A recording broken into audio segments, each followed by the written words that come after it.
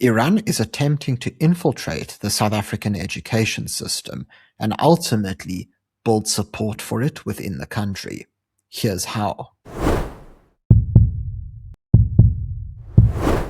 While the Iran-Israel-US war continues to wage on, it appears that the Iranian embassy in South Africa is focused on other issues, specifically education.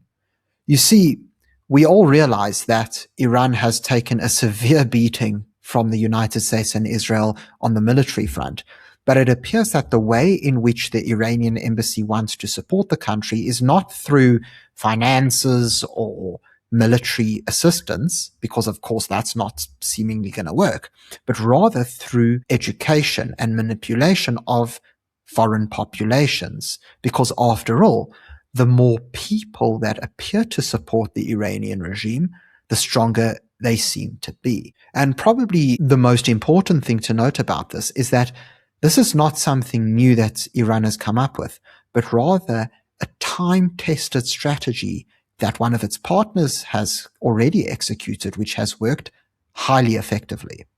Now, before we get into this, could I please remind you to subscribe to the channel if you haven't already? It's entirely free, and all you have to do is click on the subscribe button below the video. If you would like to enjoy some additional benefits and support the channel, you can become a Power Club member. All you have to do is click on the join button below. Now let's get into this. A few days ago, the Iranian embassy in South Africa decided to publish this announcement on social media, explaining that today at TUKS, which is of course the University of Pretoria, a highly esteemed university in South Africa and one of the best on the African continent. So they explained, we talked about Iran's political system, the nature of what a regime is, real characteristics of regimes in the present era, and the history of relations between the two countries to a group of students. The students are the future of South Africa, Iran, and the world. They need to know the realities. So right here, we see photographs of the lecture in place. And here is another one. And ultimately, this took place in a political science class at TUKS. Now, many people might look at this incident and say, well, it's a small class. It doesn't really seem as if that many people are interested in what they have to say. It's an isolated incident. But what we need to understand is that this strategy that Iran seems to be employing here actually forms part of a much greater strategy that members of their global network have been involved in. In order for us to unpack what's really going on, it's important to understand who the axis of resistance is. So as coined by the Iranian regime, the axis of resistance are not only the IRGC in Iran, but their partners around the Middle East. And here's a map showing you exactly who they are. So for example, you've got the Popular Mobilization Force in Iraq, which is right next to Iran, as we can see. And then down in the south, in Yemen, you've got the Houthis. Of course, I'm sure many of you who watch this channel are completely familiar with Hamas in Gaza, and of course, Hezbollah in Lebanon. And so there you have what is the military side of the axis of resistance. But what many people might not realize is that they are also the financiers of this axis as well. The exact country I'm talking about is the Gulf country of Qatar. Now here we've got a report from the United Against Nuclear Iran movement, and it explains here what Qatar's partnership with Iran actually is. So it explains how Qatar obstructs US-Iran policy through Doha's extensive engagement with and support for Tehran in the security, political, diplomatic, and economic spheres.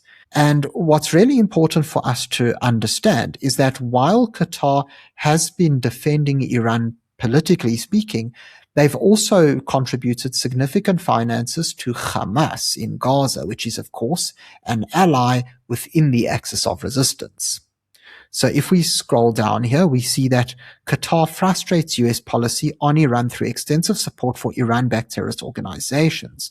And it explains further down that Qatar supports Hamas in multiple ways, and that over the past decade, Qatar has funded Hamas to the tune of $1.5 billion. And so now we're starting to see how the network is structured. You have Qatar, who is attempting to assist Iran diplomatically, but they're also providing financial aid to the likes of Hamas. And so Qatar are very active in this axis of resistance, even though they might not be a military force. Still, we know that Qatar and Iran have been clashing in the ongoing conflict, and so who knows where the relationship will go. But beyond any of that, something that Qatar has done extremely well is influence the education system within the US. And this is something that is directly related to what Iran is trying to do in South Africa. So here we have an article explaining how Qatar is the biggest foreign funder of US colleges. And this is per the US Education Department. So it explains here in this JNS article that Qatar has been the largest source of foreign funding for US higher education institutions, according to data displayed in a new US Department of Education portal. The portal, which went live on January the 2nd of 2026, explains that under Section 117 of the Higher Education Act of 1965, federal funded universities are required to disclose twice annually any gifts and contracts from a foreign source that are worth at least $250,000 in a calendar year. So it explains how Rep. Tim Walberg of Michigan, who is chair of the House Education and Workforce Committee, explained that our college campuses are being flooded with foreign cash, but every single dollar given by our adversaries comes with strings attached. American adversaries exploit these financial ties to steal research, spread divisive propaganda, push indoctrination, and undermine free speech. Enough is enough, Wahlberg explained. The Trump administration is making the reporting of foreign funds easier and more transparent so we can protect our students and the integrity of American education. Now, the reason why I'm sharing all of this with you is to explain who Iran and its allies and proxies are.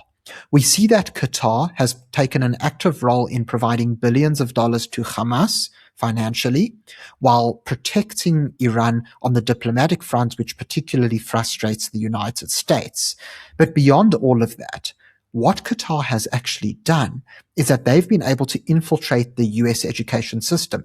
Hence why you've got so much US college support for the likes of Hamas, Hezbollah, and the Iranian regime at this moment in time.